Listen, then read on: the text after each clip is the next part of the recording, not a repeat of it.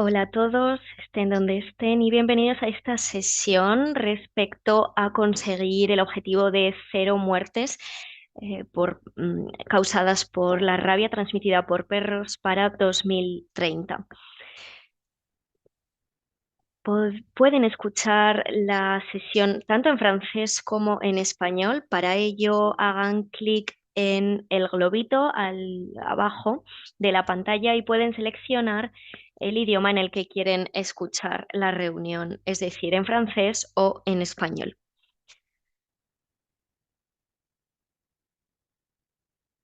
Estamos grabando la sesión y la compartiremos con ustedes por correo electrónico. Y encontrarán toda la información en la página web después de la sesión, así que tendremos la presentación y la grabación. Si tienen alguna pregunta a lo largo de la presentación, utilicen la cajita de preguntas que se encuentra abajo y pueden hacer preguntas a lo largo de toda la presentación y después de la presentación haremos las preguntas a los panelistas. Espero que disfruten de la sesión y le paso la palabra a Mario. Mario, tienes la palabra.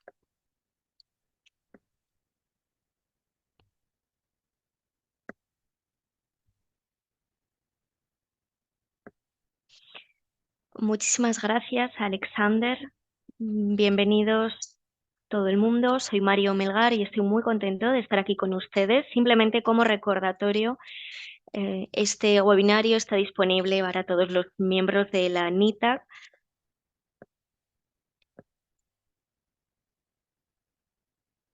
y pueden hacer circular los enlaces para que así se una más gente.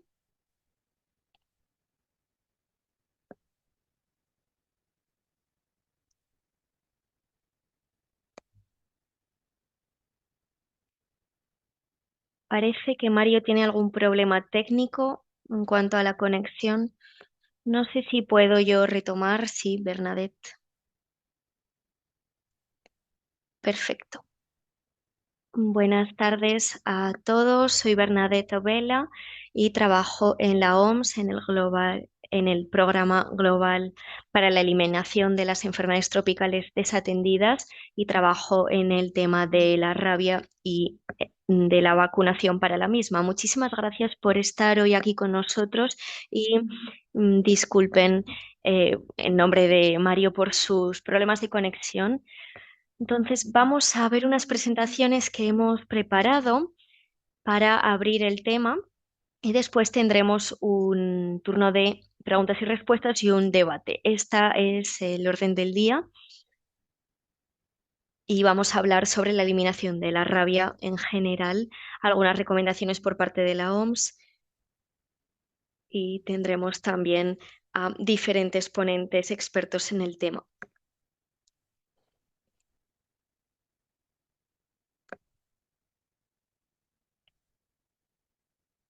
Entonces, la rabia es una enfermedad desatendida y prevenible por vacunación y es un indicador de desigualdad real que afecta a ciertas regiones de África y de Asia. También a los niños son normalmente las víctimas. Los datos que tenemos son bastante limitados y no es que no se recojan, sino que a veces no se diagnostican ni se notifican. Entonces, este es el trabajo que estamos llevando a cabo como en el seno de la OMS y con nuestros colaboradores y estamos intentando conseguir el objetivo de cero muertes para 2030. Y lo que queremos es que se erradiquen estos casos transmitidos por perros. Normalmente se transmite por vía infecciosa por parte de la saliva a través de una mordedura, de un rasguño o de contacto directo con la piel. A partir de entonces, pasa al músculo y ya entra a los nervios periféricos y al sistema nervioso central.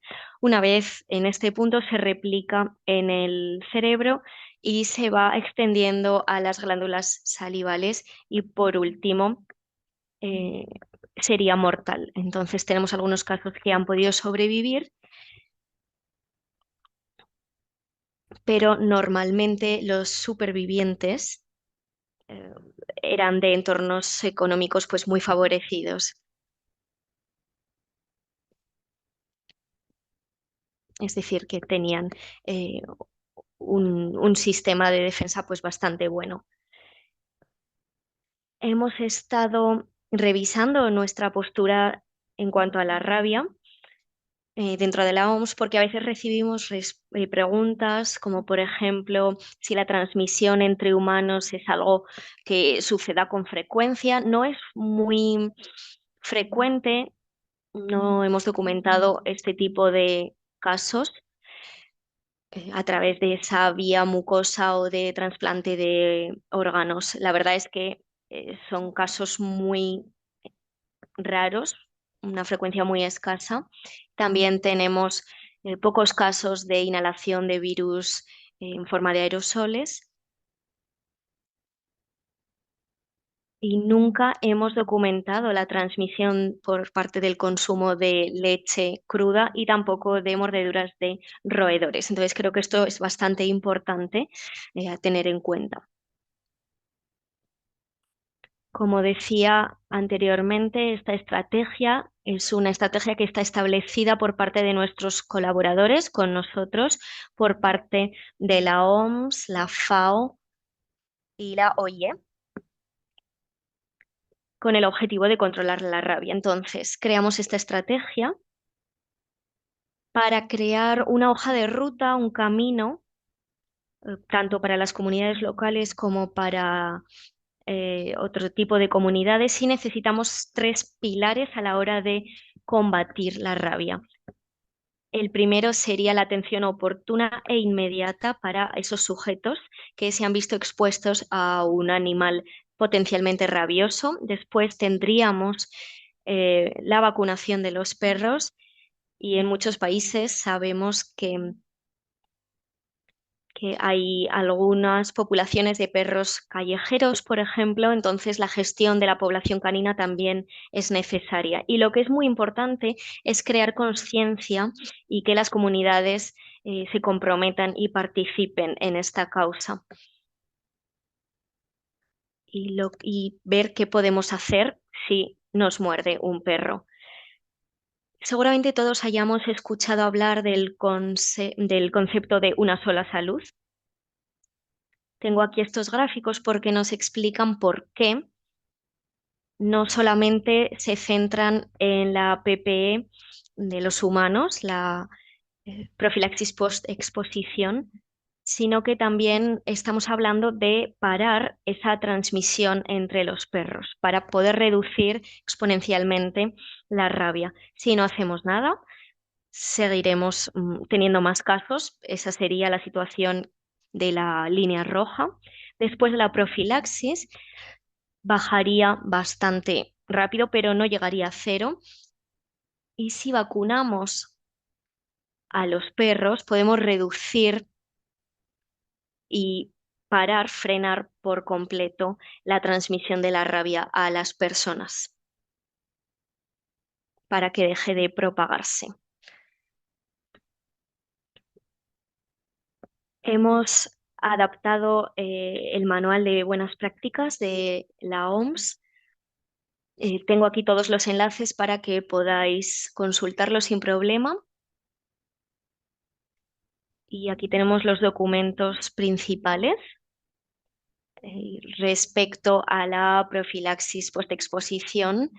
Primera categoría sería sin exposición, por ejemplo, que te chupe un animal y que no haya rotura en la piel. En ese caso, simplemente lavando la piel sería suficiente. Entonces, categoría 1 no se considera una exposición, no se necesita eh, ningún otro tratamiento. Categoría número 2 daría lugar cuando hay rotura en la piel, cuando tenemos una herida y que no, y si simplemente es un rasguño, no sangra la herida, simplemente necesitaríamos lavar dicha herida y vacunar.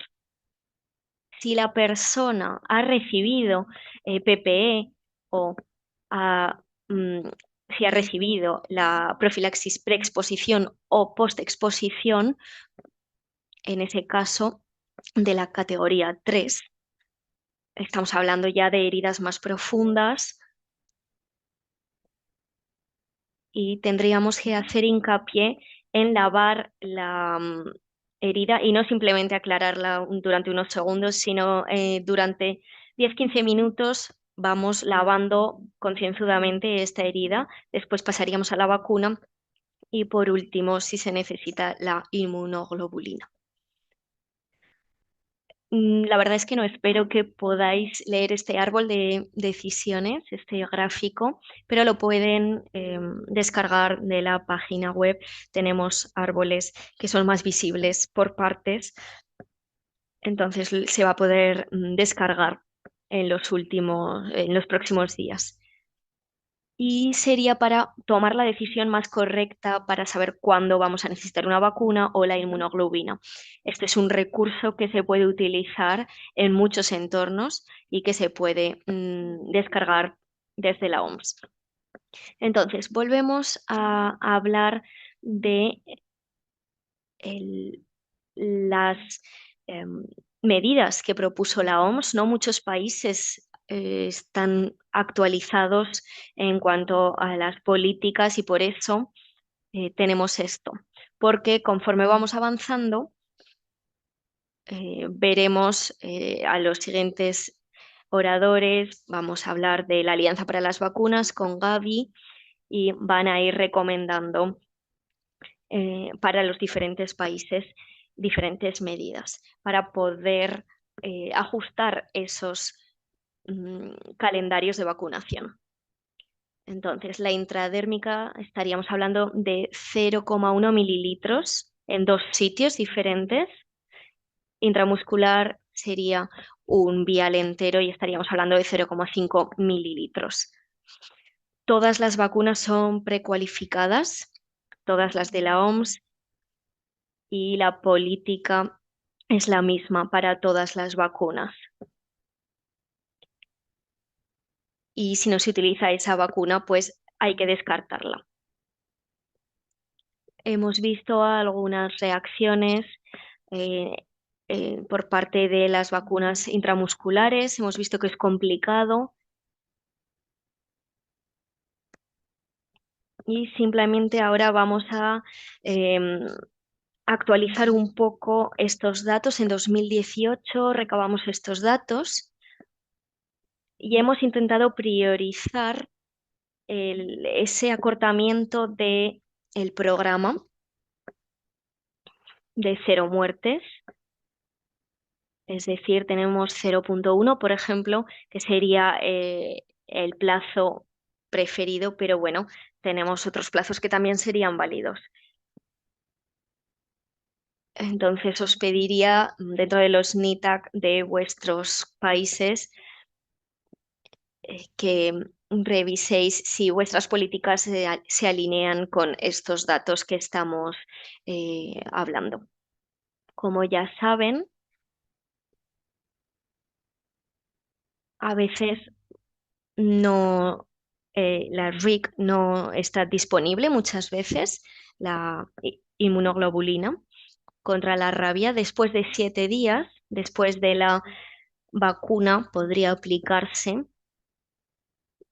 si no ha habido respuesta por parte de la vacuna. Entonces, como decía, la inmunoglobulina antirrábica no se recomienda si en alguna etapa de tu vida has recibido una vacuna y no necesitas esta inmunoglobulina. Pero si has sido expuesto a un animal rabioso, pues entonces sí que se indica la vacuna. Y se tiene que administrar en todas las heridas. Ya no se recomienda si hay algún, si hay alguna herida adicional, no se recomienda que se ponga directamente en el músculo. Las dosis están aquí apuntadas y tenemos dos tipos que están disponibles en el mercado internacional y que se producen en la India. También me gustaría destacar este tipo de calendario reducido que tenemos. Se recomienda la profilaxis preexposición para los individuos de alto riesgo y de hecho solamente cuando las comunidades eh, están en entornos altamente endémicos con un acceso limitado a em, una profilaxis post-exposición. En ese caso, se estaría reduciendo el tiempo y los datos, con los datos vemos que hemos avanzado bastante y que hemos pasado entre 0 y 7. Tenemos intradérmica en 2 lugares y luego en un sitio intramuscular. También hemos publicado para apoyar a los países que van a empezar a desplegar estos programas de vacunación contra la rabia, una guía con los pasos a la hora de tomar la decisión correcta para construir un plan nacional desde microplanes en las instalaciones sanitarias seleccionadas. Se necesita formación para poder ofrecer este servicio y el nivel sería a nivel estatal, provincial, habría que decidirlo. Y obviamente la necesidad de comunicación y movilización social también. Y que así podemos utilizar las diferentes herramientas a nivel social. Después vamos a responder a las preguntas, así que le paso la palabra a Nasim de Karachi. Nasim, tienes la palabra.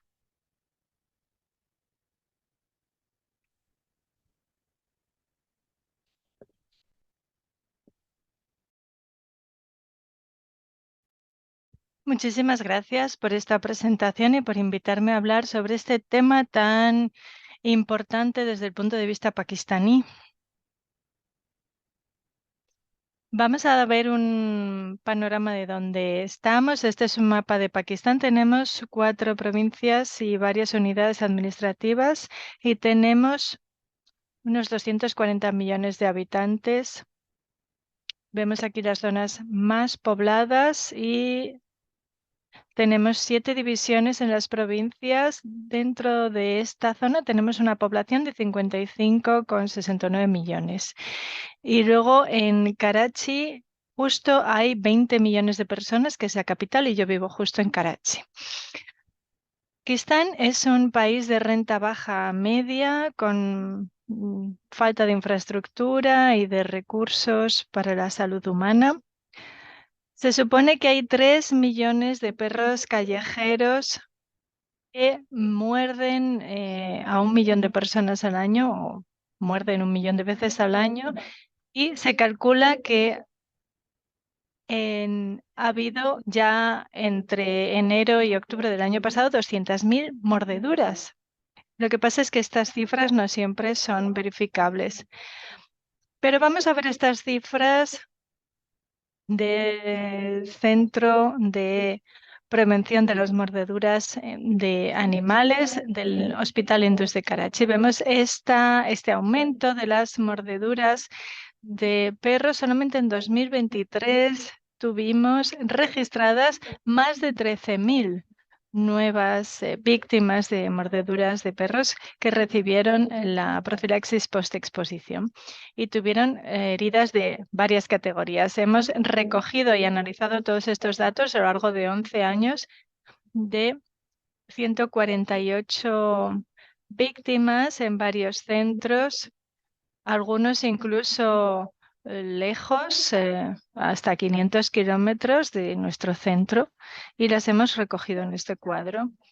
Hemos identificado estos retos para los países LEMIC de renta baja y media a los que pertenece Pakistán. Por ejemplo, no hay mucha concienciación comunitaria, no hay buen conocimiento ni buenas actitudes ni prácticas entre doctores y paramédicos. Y por tanto, esto también dificulta todo el trabajo. Hay poca comprensión de las vacunas de cultivos celulares y las aplicaciones de las inmunoglobulinas de la rabia.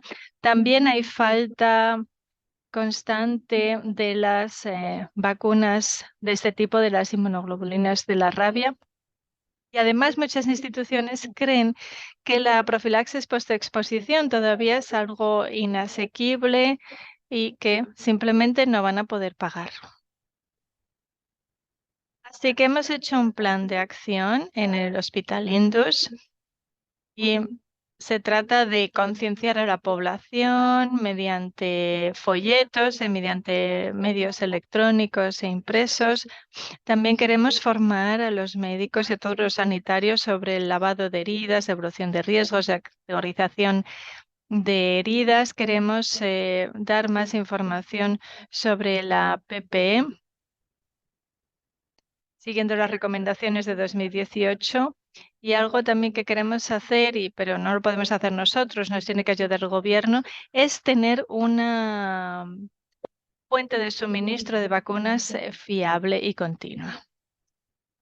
Hay mucha gente que tiene dificultades para reconocer las vacunas de la rabia por si hay varias marcas. Tampoco saben si cuánto tienen que aplicar, ¿no? Si son 0,5 o 1 mililitro, si tienen que utilizar siempre vacunas precalificadas o no. O también cómo las tienen que aplicar, si intramuscularmente o intradérmicamente, porque esto ha ido cambiando. Porque, por ejemplo, en muchas vacunas pone que es para uso intramuscular y nosotros les decimos que es intradérmico. Tampoco saben cómo pueden almacenar las vacunas reconstituidas, no saben si pueden intercambiar las marcas y las vías de administración, qué pasa si hay una reexposición. Así que al final todo esto afecta. Y luego en las revisiones de inmunoglobulina sabemos que no es asequible para muchas zonas del mundo revisar toda la literatura, y la que se está revisando tiene muchos efectos adversos. Así que ahí también hay bastante lío. Y luego la vacuna de tejido nervioso se declaró obsoleta en 1980, pero en Pakistán se siguió usando hasta 2015. Y por tanto se siguen haciendo ese tipo de inyecciones. Hay muchas madres y abuelas que ¿se acuerdan de cuando se hacía y que se ponían en la barriga? Eran por vía abdominal, y muchas madres y abuelas se lo dicen a los niños: si os muerde un perro, os van a pinchar 14 veces en el abdomen.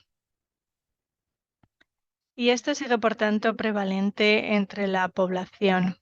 Es innegable e insostenible seguir haciendo esto por el coste que tiene y seguir con todos estos regímenes. Por eso, en 1994 se aprobó el de la Cruz Roja, perdón, en 1984. Y se hacían a los 3 meses, después a los 7. Esto se estuvo haciendo un tiempo. Después llegamos a la de 2006. La TRC, esa Cruz Roja tailandesa, revisó esta práctica, este régimen, quitó la de los 90 días, esos 3 meses, y se quedó solo en 28 días. Y después la OMS hizo un nuevo documento de posición en 2018 para reducir solamente a 3 visitas, a los 3 y a los 7 días, y también se redujo el número de vacunas que usar. Sin embargo, hay muchos médicos que no tienen en cuenta todas estas revisiones y por tanto siguen creando confusión entre los médicos y los profesionales sanitarios, que al final no saben qué hacer y no saben gestionar la PPE.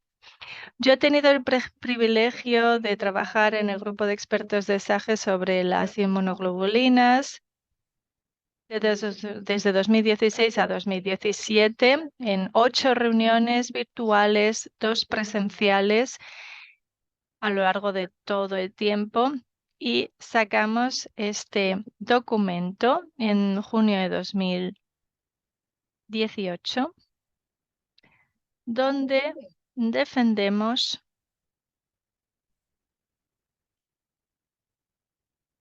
ese régimen más corto de 2 puntos y una semana. Además, la inmunoglobulina hay que infiltrarla solamente en las heridas y no en el músculo como hacíamos antes, de forma que esa vacuna que sobre, será segura para usarla en otros pacientes porque no estará contaminada. Pero obviamente hay que mantener su esterilidad, tanto de la inmunoglobulina como de la vacuna.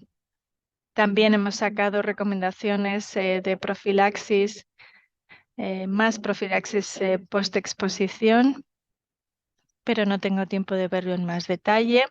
Y luego se han publicado otros muchos artículos en revistas con revisión por pares.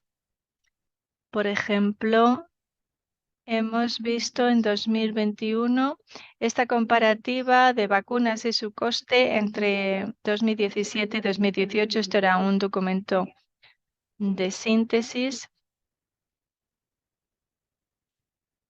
Preexposición y postexposición, y esto es lo que se halló. En 2018 tratamos a 500 pacientes más y rebajamos el uso de vacunas. Tratamos casi a 200 pacientes más con RIG y nos ahorramos 436 ampollas. En cuanto a vacunas, ahorramos 139. Esto, claro, tiene bastantes ventajas económicas para el hospital por el gran volumen de pacientes que tratamos cada año. Así que estos hallazgos nos han convencido de que ese régimen de 2 puntos, una semana intradérmico, ahorra tanto vacunas como costes sin poner en peligro la seguridad del paciente. Además, si eliminamos esa dosis del día 28, también los pacientes tienen menos ansiedad, molestias, costes de viaje, de alojamiento y de lucro cesante, porque a veces tienen que venir de sitios muy lejanos.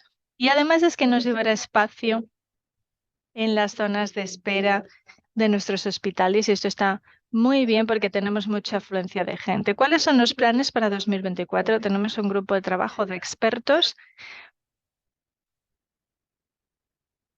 Hemos hecho una publicación para la distribución de estas directrices nacionales que estarán pronto disponibles para su distribución e insistimos en adoptar el régimen de PPE de una semana, especialmente para poblaciones que viven lejos y para eso queremos crear más centros distribuidos. Hemos hecho también unos talleres de formación para personal sanitario de 3 días donde enseñamos a examinar las heridas y tomar decisiones. Insistimos también en cómo lavar bien las heridas, a infiltrar la RIG, la inmunoglobulina de la rabia, y a inyectar correctamente las vacunas para que las vacunas funcionen. También enseñamos cómo animar a los pacientes a hacer un seguimiento. Hemos trabajado en varias instalaciones, 15 ya están en funcionamiento.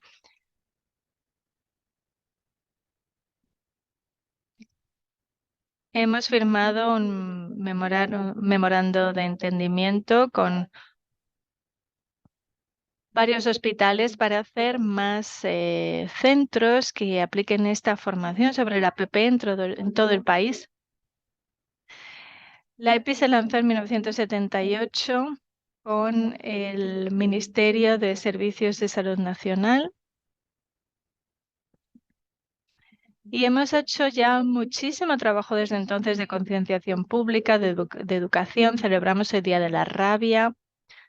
Hacemos folletos, hacemos también todo tipo de documentos de formación electrónica. En 2017 empezamos una campaña masiva de vacunación de perros y de control de la población canina que duró hasta 2022 y este proyecto fue muy exitoso. Y seguimos trabajando con particulares, con hospitales públicos y privados, con la sociedad civil,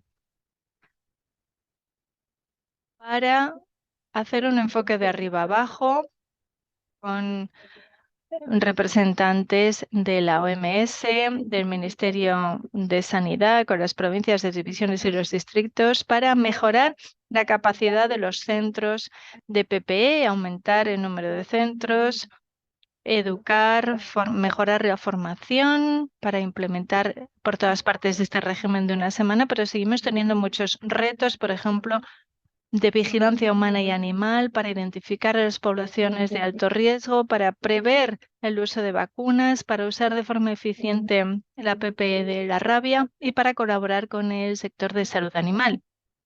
Necesitamos más formación en salud pública mediante evaluaciones de riesgos, vacunaciones masivas de perros y de esta forma podremos actualizar los regímenes de PPE en humanos y conseguir nuestros objetivos. Muchísimas gracias. Muchísimas gracias, Nassim. Y siento que las diapositivas hayan ido saltando de forma un poco desordenada o sin correlacionarse con lo que ibas diciendo.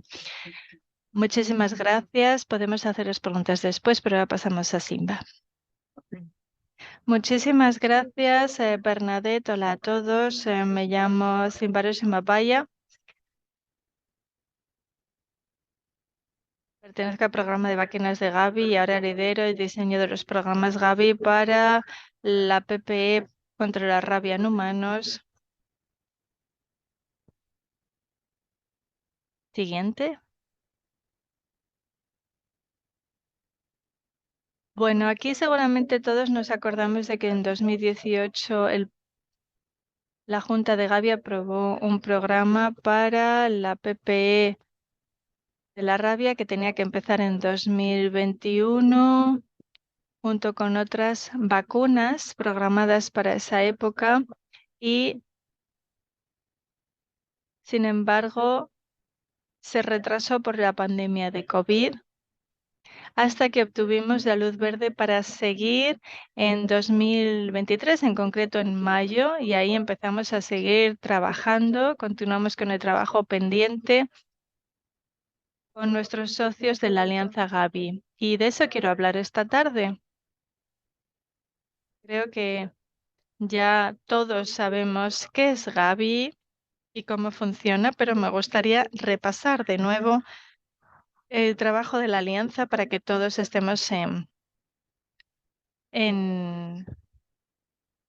la misma página. Gavi es una alianza público-privada con muchísimas organizaciones, como todas las que ven en pantalla.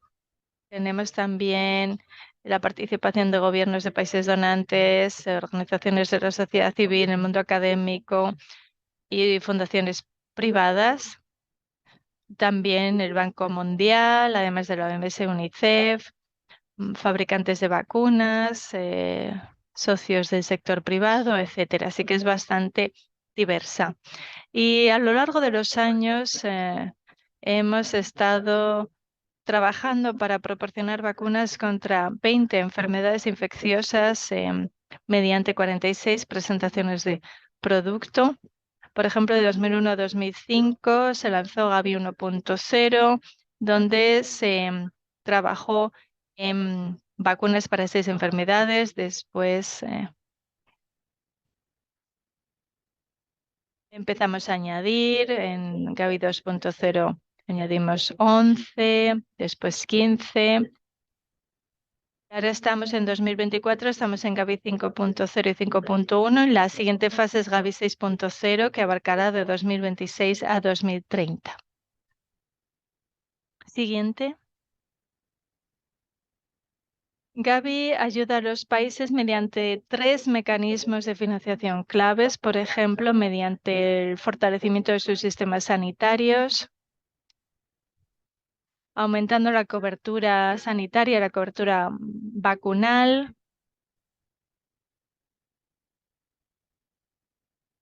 También proporcionamos apoyo mediante las vacunas en sí, dando dosis de vacunas. Y también intentamos que los países mejoren su asistencia técnica y la calidad de su administración de las vacunas, pero no todos los países pueden beneficiarse de la ayuda de Gavi. Hay unos requisitos en función de su renta nacional y, por tanto, seguimos las definiciones del Banco Mundial de renta baja, de renta media. Para eso seguimos la clasificación por renta nacional bruta per cápita.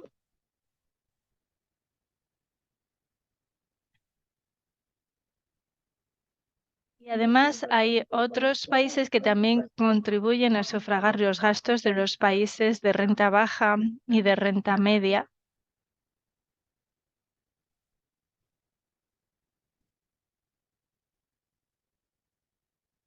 Hasta 2025 hemos seguido este sistema, o vamos a seguir este sistema. Pero ahora estamos haciendo una transición. Lo siento, tengo que volver a la diapositiva anterior. Aquí, sí. Bien, entonces hay muchos países que van aumentando su economía nacional, su renta nacional bruta, y entonces empieza a contribuir ellos cada vez más también a la sufragación de las vacunas. Entonces, antes podían beneficiarse de la ayuda de Gavi, luego van contribuyendo ellos hasta que se autofinancian. Así que al principio reciben más ayuda, pero luego reciben menos.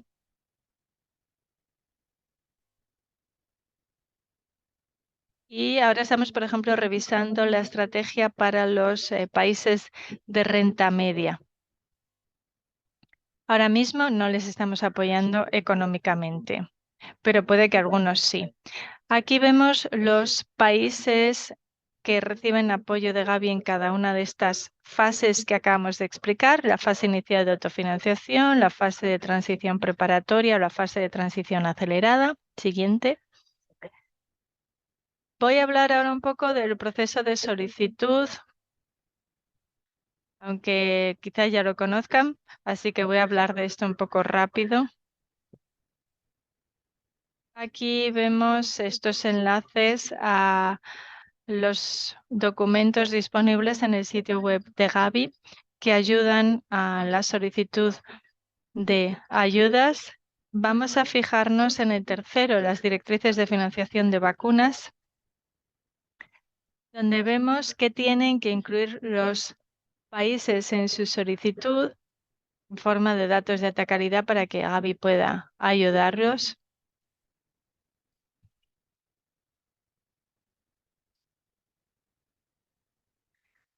De forma que tengan toda la información que necesitan para que su solicitud se apruebe.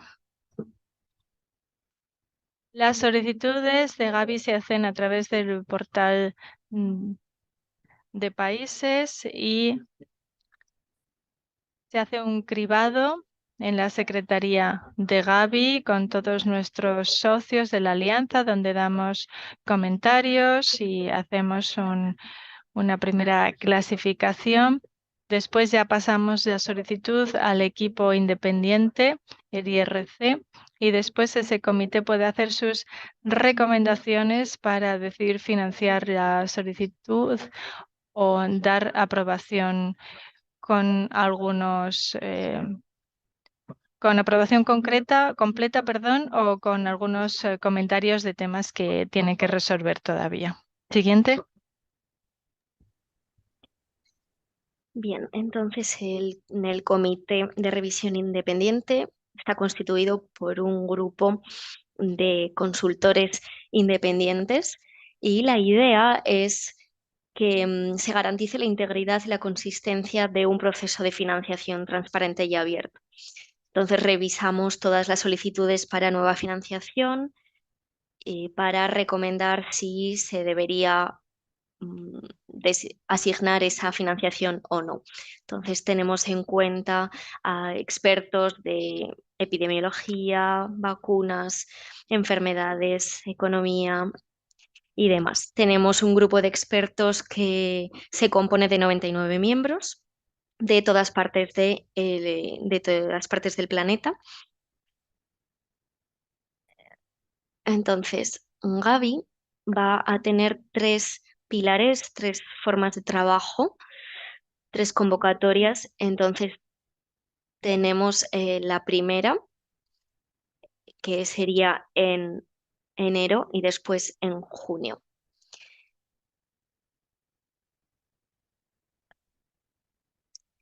En julio, el día 15, tenemos una convocatoria especial para que se pueda solicitar esta vacuna en concreto. Después tendríamos otra convocatoria para el día 23 de septiembre.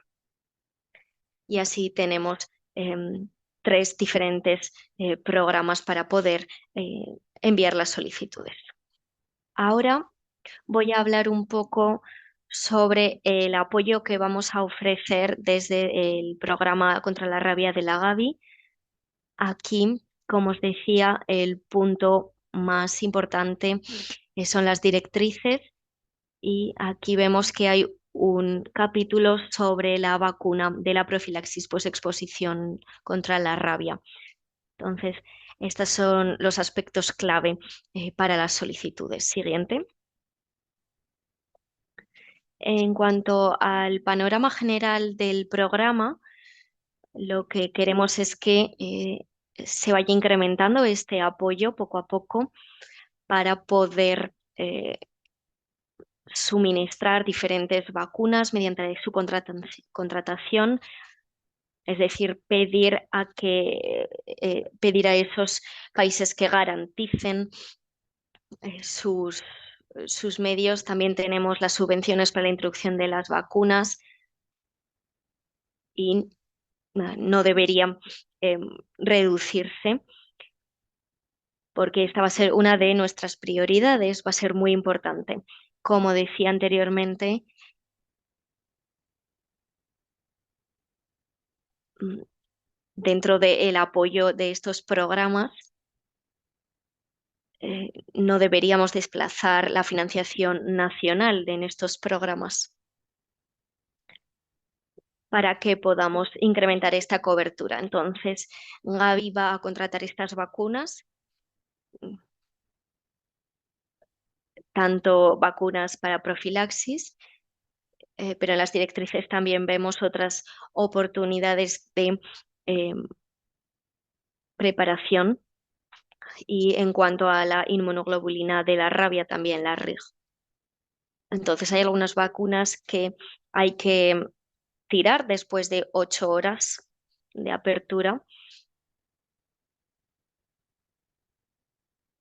Entonces hay poblaciones que también deberían poder acceder a este tipo de vacunas.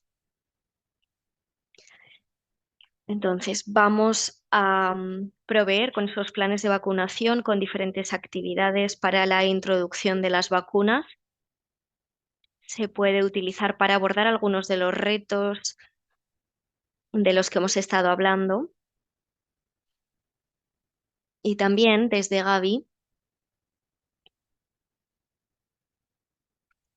vamos a intentar buscar financiación para diferentes entornos, diferentes territorios, con las diferentes prioridades del programa en mente. Siguiente. Ahora voy a hablar brevemente de las consideraciones clave dentro de este programa, de estas solicitudes. Y aquí incluyo también eh, la solicitud de los países que se recomienda para estas solicitudes. Necesitamos que los países tomen una decisión en cuanto a la vacuna, entonces que quizá se haga por parte del Ministerio de Sanidad o de una autoridad delegada. Tendríamos también el acta de la NITAG o el Comité de Coordinación Interinstitucional, ICC por sus siglas en inglés. Y creo que algunas de las solicitudes que estamos recibiendo no tienen esas decisiones claras. Entonces quería enfatizar esto porque es importante para que puedan seguir con el procedimiento. Otros apoyos que hemos ido ofreciendo desde Gavi son otro tipo de vacunas. En la fase de postexposición no es una vacuna de rutina, sino que es un apoyo adicional y vamos a definir los retos con los posibles objetivos y una estimación de las dosis.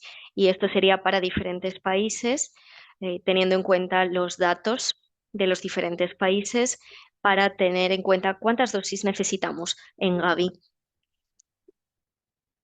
Y para que no tengamos muchas dosis caducadas, muchas que todavía no han llegado y que así podamos tener para todo el mundo. Entonces, hemos estado hablando de los programas de intramuscular e intradérmica. Entonces, nuestro apoyo va a ir alineado con lo que hemos ido hablando. Sin embargo, queremos animar a los países a que opten por la intradérmica porque es más barato para todo el mundo y también incluso más barato para los pacientes para que puedan acceder a las diferentes infraestructuras y a las vacunas para que se pueda eh, ahorrar también tiempo. Así que creo que la vacunación intradérmica es positiva para todo el mundo y me gustaría animar a que los países hagan esa transición y que lo incluyan en sus planes nacionales para poder distribuir las diferentes vacunas. Siguiente. Sí, soy Alex. ¿Podrías hablar un poquito más lento para los intérpretes? Muchísimas gracias. Sí, gracias, Alex, y disculpas.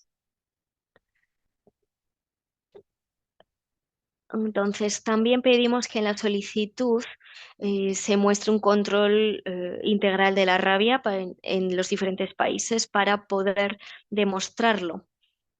Y necesitamos que tengan un plan estratégico de control nacional de la rabia. Entonces, en las solicitudes no vamos a solicitar, no vamos a pedir que esto esté incluido, sino que podría ser un documento adjunto, pero como consecuencia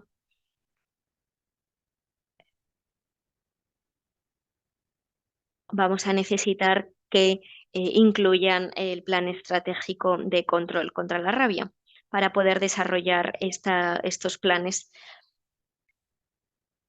Necesitamos los grupos de Unidos contra la Rabia, eh, la FAO y la OMS también, para poder desarrollar estos planes estratégicos integrales.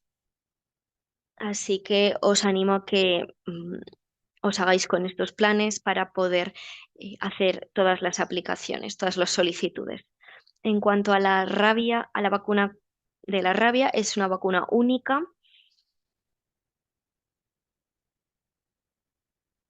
y se va a ofrecer en contextos, por ejemplo, de prematuros o en otros casos de alto riesgo. Entonces hay que pensar en hacer ese vínculo entre los servicios de atención primaria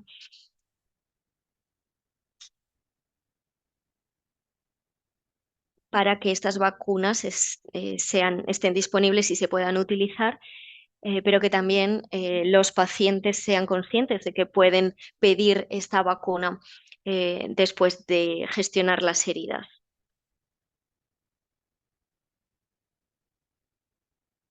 También la vigilancia no está muy actualizada. Esto es parte de los programas de vacunación y se necesita un mínimo de esta vigilancia para poder garantizar la evaluación de los programas de control. Aquí hay un enlace en la diapositiva os animo a que le echéis un vistazo y veáis lo que piden, porque creo que puede ayudar mucho para aclarar algunos aspectos al respecto. El apoyo por parte de Gavi se va incrementando poco a poco, va increciendo. Entonces, yo animo a que los países manden la solicitud porque estamos invirtiendo en el programa contra la rabia y vamos a conseguir nuestros objetivos de cobertura. Y la idea es que no queremos desplazar ningún tipo de financiación nacional, sino que sea algo sostenible, tal y como decía anteriormente. También queremos que los países pasen unos aspectos de equidad, de igualdad. Tienen que describir mm, hasta en qué medida el acceso es igualitario, incluido pues, un diseño de programas con perspectiva de género en esas zonas, porque a veces hay zonas que se dejan de lado, otras que no, y entonces no estaríamos hablando de un acceso igualitario. Hay zonas que quizás se ven más afectadas por la rabia porque son zonas más pobladas. Y por eso, pues, son más propicios a que un perro les muerda, ¿no? Entonces necesitamos que sea un acceso igualitario tanto para adultos como para los niños.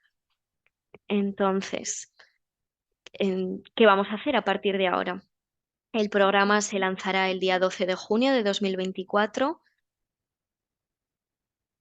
Ese es el día en el que se publicarán las guías, las directrices de financiación. La primera oportunidad para enviar esa solicitud será el 15 de julio.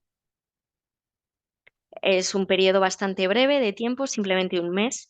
Entonces, para los países que de verdad estén interesados en esta solicitud, en julio ya lo pueden hacer.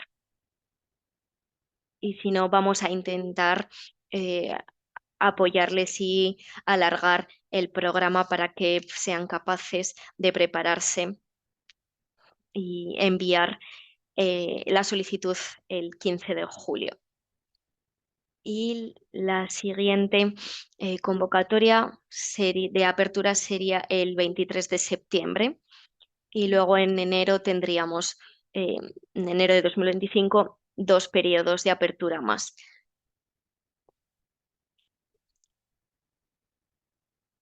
Además, también vamos a ofrecer la ayuda de asistentes técnicos, de asesores para desarrollar estas solicitudes en caso de que sea necesario. El tema es que esta vacuna muchas veces no entra dentro del PAI, del programa ampliado de inmunización. Entonces, necesitamos coordinarnos a nivel nacional con los diferentes ministerios para poder también gestionarlo desde Gavi. Así que muchísimas gracias. Esta ha sido mi presentación y aquí tenemos el enlace al final de la diapositiva por si queréis obtener más datos sobre los procesos y la financiación por parte de Gavi. Muchísimas gracias y si hay alguna pregunta estaré encantado de resolverla. Muchísimas gracias, Simba. Gracias, Bernadette, por las presentaciones. Tenemos tiempo para preguntas. Tenemos un par de preguntas en la cajita de preguntas y respuestas. Primera pregunta de Bernadette, para Bernadette, de María. Y pregunta por tu opinión, ¿cuál es el límite de tiempo para utilizar la RIG y que se indica para posexposición? Si un año después de la exposición, mientras que la OMS no tiene un límite. En cuanto a la RIG, no debería darse después de que un paciente haya recibido la vacuna, porque es contraproducente para la respuesta inmunitaria de la vacuna en sí. Entonces, siempre decimos que hay que suministrar la RIG entre 0 y 7 después de recibir la vacuna. Entonces, si la vacuna no se ha suministrado inmediatamente, sería el mismo caso los mismos tiempos, los mismos plazos. Entonces, después de esa ventana de 7 días después de la inyección de la vacuna. Espero haber aclarado la pregunta. Pero cualquier persona que haya recibido una vacuna antirrábica en cualquier momento de su vida no va a necesitar RIG si ha recibido una mordedura de un perro.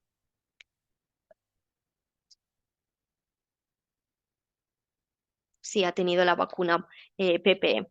Entonces, si he entendido bien, si ha sido un caso en el que el paciente no ha empezado la vacuna, sí que podrían recibir la inmunoglobulina incluso meses después de la mordedura, ¿verdad? Sí, el único problema sería que para entonces la herida estaría cerrada, ¿no? Sí, tiene mucho más sentido. Pero Nassim creo que es la persona más indicada para responder a esta pregunta. Sí, muchísimas gracias. Idealmente, cuando recibimos la RIG y la vacuna el mismo día, si en ese momento no recibimos la RIG, a veces el paciente llega en medio de la noche y a veces no podemos inyectar la infiltración, entonces quizá vienen al día siguiente o al siguiente, pero nunca más de 7 días. Como decía Bernadette, ahí estaríamos retrasando el desarrollo natural de los anticuerpos de la vacuna. Entonces, o es el mismo día o como mucho al día siguiente, pero más de 7 días, ¿no? Intentamos que sea el mismo día, pero si a veces vienen por la noche, les decimos, por favor, vuelve mañana por la mañana y te ponemos la RIC también. Sí, yo tendría otra pregunta también, porque en muchos países, en muchos sitios no tendrán la inmunoglobulina. Entonces, ¿qué se haría en esos casos? Si son heridas muy serias, muy graves, habría que hacer algo cerca de un nervio, de la axila. Pero la pregunta sería que a veces, si esforzándonos mucho no la tenemos, habría que inyectarlo en la zona infraescapular eh, intradérmicamente encima del deltoides. Eso sería lo mejor, pero destacaría que hay que lavar muy bien la herida, tanto como sea posible, porque a veces vemos que hay pacientes que no han lavado bien la herida y, y a veces esa zona está muy irritada. Entonces, sé que no sustituye, obviamente, pero hacemos lo que podemos. Sí, simplemente deberíamos priorizar lo que vamos a hacer y priorizamos las heridas más graves en cuello o en cara, por ejemplo, utilizando la vía intradérmica y si no, podemos suministrar una dosis doble intramuscularmente para conseguir esos anticuerpos cuanto antes mejor. Sí, y en algunos países lo que sucede, en primer lugar, es que eh, tenemos un documento de síntesis sobre las prioridades de los diferentes casos. Entonces hay que priorizar quién se lleva la vacuna, ¿no? Como decía Nassim, quizá hay stock, no en todos los hospitales, quizá, dependiendo del país, pero quizá hay un stock a nivel preventivo y se puede utilizar estas dosis em, para, para estos casos. Sí,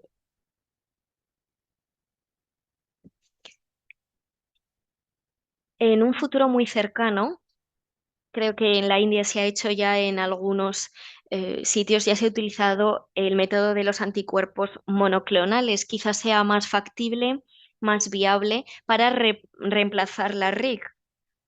Si no se puede suministrar al mismo tiempo, quizá tendríamos esto mucho más disponible, mayores cantidades y así los precios se verían reducidos. Quizá sería una opción para el futuro.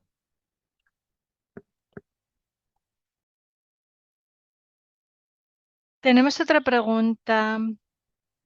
Mm, Voy a ver una pregunta que es para Simba.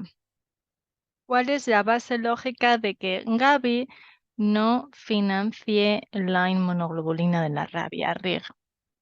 Sí, gracias. Muchísimas gracias por esa pregunta. Lo he puesto también en el chat. El caso de inversión de Gaby, donde explica la decisión de por qué, de qué se financia, qué se paga y qué no. En cuanto a Rig, se consideró dentro de las inversiones, pero se descartó por su coste, porque era muy alto y porque en comparación con la PPE, su impacto era limitado de forma incremental. Así que a la hora de priorizar o racionalizar los recursos, decidimos priorizar la PPE. Y por el momento es así la situación. Gracias. ¿Puedo añadir algo, Mario? Perdón. En muchos países de África, solamente un 2% de las heridas de categoría 3 recibe RIG. Entonces, es mejor vacunar a la persona. Si no se vacuna a la persona lo antes posible después de la mordedura, no sirve de nada. Es mejor lavar la herida durante al menos 15 minutos y dar la vacuna lo antes posible. Con eso ya se pueden salvar muchas vidas. Entonces, en las directrices de solicitud se solicitan los países que describan lo que hacen actualmente y si en el futuro tienen algún plan.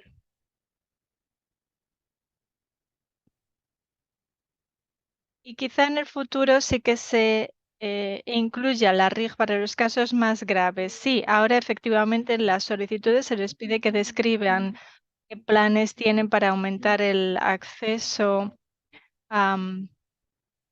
qué plan tienen para tratar esta enfermedad y prevenirla. Y quizá en el futuro para las formas más graves se incluya la financiación de la RIG, de la inmunoglobulina. Pero pensamos que es mejor centrarse en otros aspectos como la PPE. Hasta el momento no hemos podido ser capaces de financiar la RIG y quizá en el futuro para los países más comprometidos sí que se pueda financiar para los casos graves. Gracias. Otra pregunta de Nikita sobre las categorizaciones. Dice que si la categoría 3 es exposición grave, esto se refiere a heridas profundas. La categoría 2 es heridas superficiales. Pero ¿qué pasa si es un rasguño con una gota de sangre? ¿Se clasifica como de categoría 2 o de categoría 3 si el animal se comporta por lo demás de forma normalmente? Bueno, pues hay confusiones entre las categorías 2 y 3.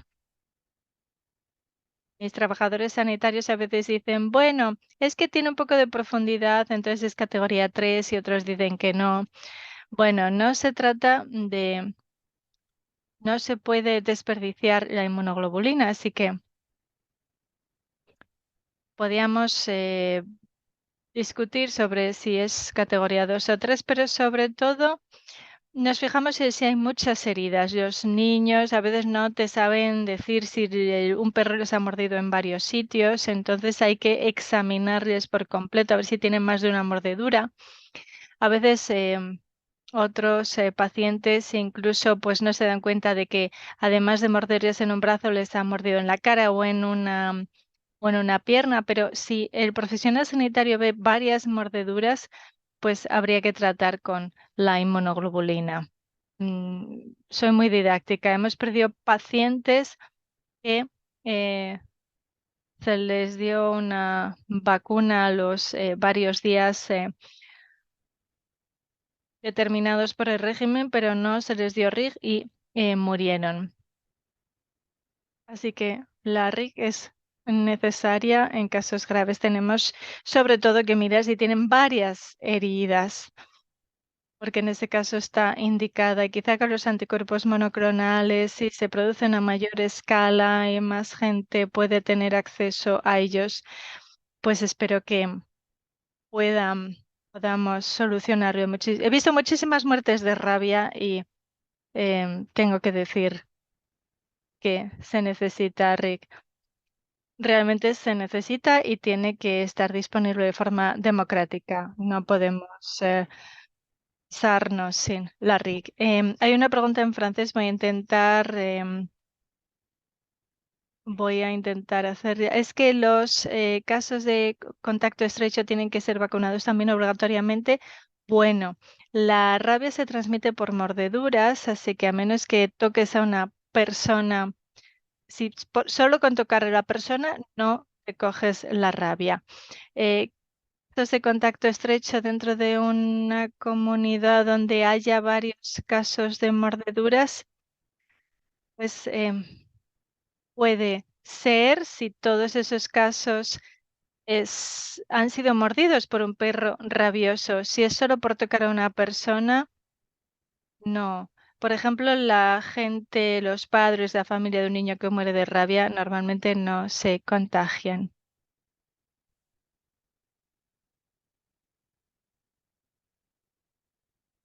Nassim, no sé si tienes algo que añadir. Sí, yo también he visto docenas de casos de rabia y es descorazonador. Por ejemplo, un niño, un adulto, no se contagia. Yo he visto también muchos casos y no me he contagiado yo. Hay muy pocos casos documentados de transmisión de humano a humano, de persona a persona y por cosas muy concretas. Las muertes por rabia son devastadoras y hay mucha gente, y quizás son confusas, em, porque a lo mejor hay gente que se piensa, em, pues que un perro ha mordido a varias personas, pero solo ha mordido a una y es esa la que muere, los demás no. Y a mí yo nunca he contraído la, la rabia y ningún paciente me ha mordido por tener ya rabia, jamás. Ninguno de mis trabajadores tampoco. Otra pregunta? ¿Hay trabajadores de la sanidad que se hace la profilaxis después de tratar a los pacientes? Y, por ejemplo, con ciertos procedimientos, una punción lumbar o cualquier otro procedimiento invasivo, ¿es recomendable hacerse la profilaxis? Bueno, los pacientes con rabia no tienen que tratarse con ningún tipo de protocolo específico, ni por una intubación, ni con vías centrales. Se transmite por la saliva y en un caso con intubación sí que hubo problemas, claro, porque la intubación te sale la saliva y, por supuesto, ahí sí puedes contagiarte. Entonces, no intubar, no tener contacto con su saliva. Y sí, claro que todos los trabajadores sanitarios en contacto con esos casos tienen que usar la profilaxis, pero yo he tratado muchísimos casos de rabia y no he necesitado vacunarme. Yo solamente quería decir que tenemos muchos recursos de la OMS para que la gente entienda bien esta enfermedad.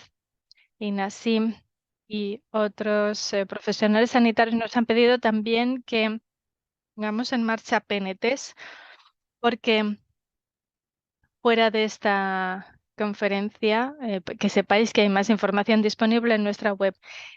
Y luego otra pregunta sobre la falta de concienciación de la población.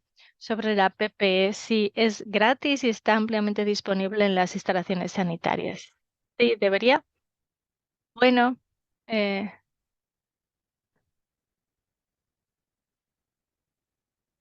pues aquí sobre todo se infectan peatones, trabajadores de la basura, gente que está en entorno rural. No podemos dar PPE a todos, pero claro que hay que decirles que se protejan de las mordeduras. Nosotros estamos trabajando con muchos socios de todo el mundo y sobre todo nos centramos en niños y en concienciación en las comunidades, pero en materia de prevención vamos a colegios, a comunidades para identificar, para que la gente sepa identificar cuando un perro pues tiene un comportamiento raro, porque este problema está en todo el mundo. Mucha gente no sabe, ni siquiera trabajadores sanitarios saben identificar los peligros de esta enfermedad. Entonces tenemos que trabajar en ese sentido. Tenemos que buscar todas las vías posibles en los países para que todo el mundo sepa los peligros de un perro rabioso en los colegios. A los niños les encantan los animales, así que suelen estar muy receptivos a entender cuando un perro muestra síntomas de estar rabioso. Y luego ver la situación de cada país. Por ejemplo, en Filipinas o en Sudáfrica tienen, por ejemplo, programas en los colegios. Yo creo que hay que utilizar todos los medios posibles para concienciar, calle por calle, um, periódicos, revistas, medios impresos, medios digitales, para que internacionalmente se reconozca este problema como problema internacional, porque así vamos a tener más éxito. Yo insistiría en eso. Muchísimas gracias. Yo tengo una pregunta aquí también sobre las vacunas para perros.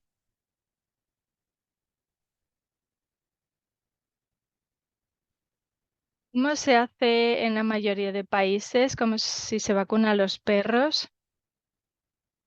Sí, Gaby se centra en las vacunas para humanos, pero ¿qué hay de las vacunas para los perros? Las vacunas para perros no entran en Gavi, pero sí que animamos a los países a que describan en su solicitud qué hacen para controlar la propagación de la rabia en los perros. Y si hacen algo, lo pueden mencionar también en su solicitud. Hay un programa de apoyo para la vacunación de perros en la OMSA, la Organización Mundial de Salud Animal, y creo que la PAO también tiene algún tipo de ayuda al respecto.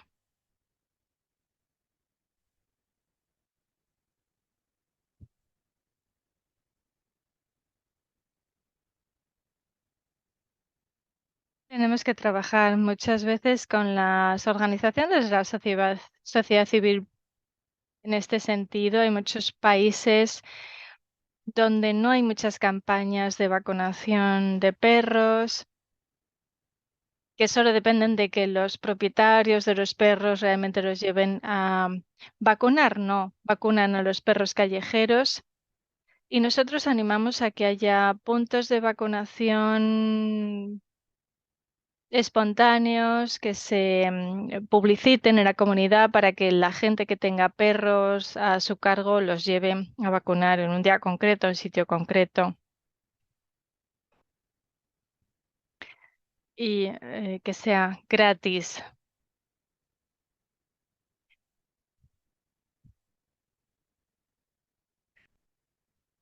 Muchas veces los servicios veterinarios no son la prioridad, son un coste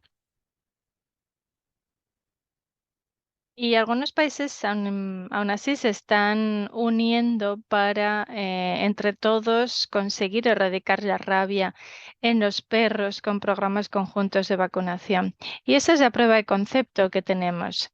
Lo que pasa es que en muchos países todavía no, no están actuando todavía en la vacunación de los perros. Y hacemos lo posible también para animarles a eso, ¿cierto? Es otra pregunta sobre los personas de contacto. Los casos de contacto con personas que tengan rabia, ¿necesitan vacunarse? Es otra pregunta. No se ha documentado hasta ahora ningún caso de transmisión de persona a persona.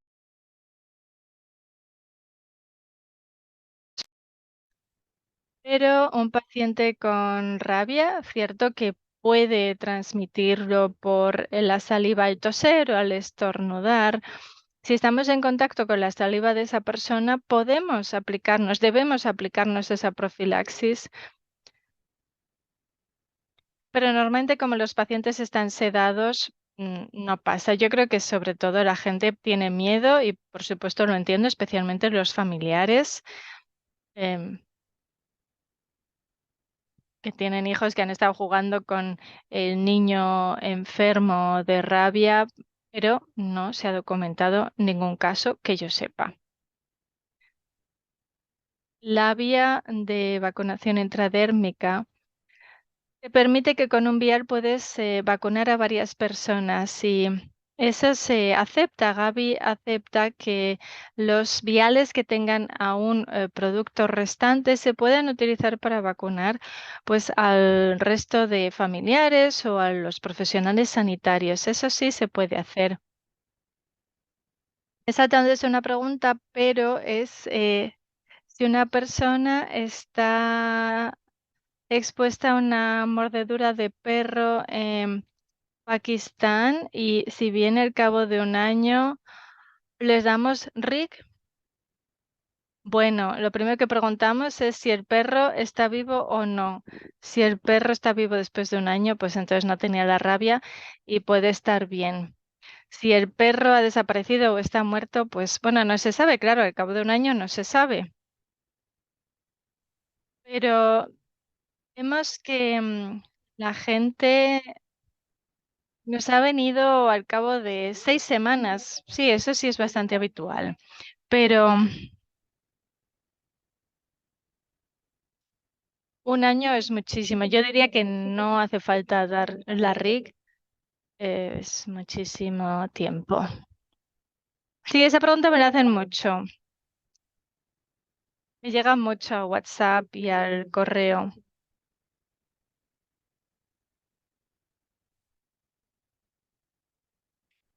Bueno, pues creo que está. Ya hemos cubierto todas las preguntas y por el tiempo que nos queda, creo que podemos ir cerrando. Gracias, Nassim, por este webinario tan interesante, Bernadette, Simba. Tenemos que hacer un otro pronto.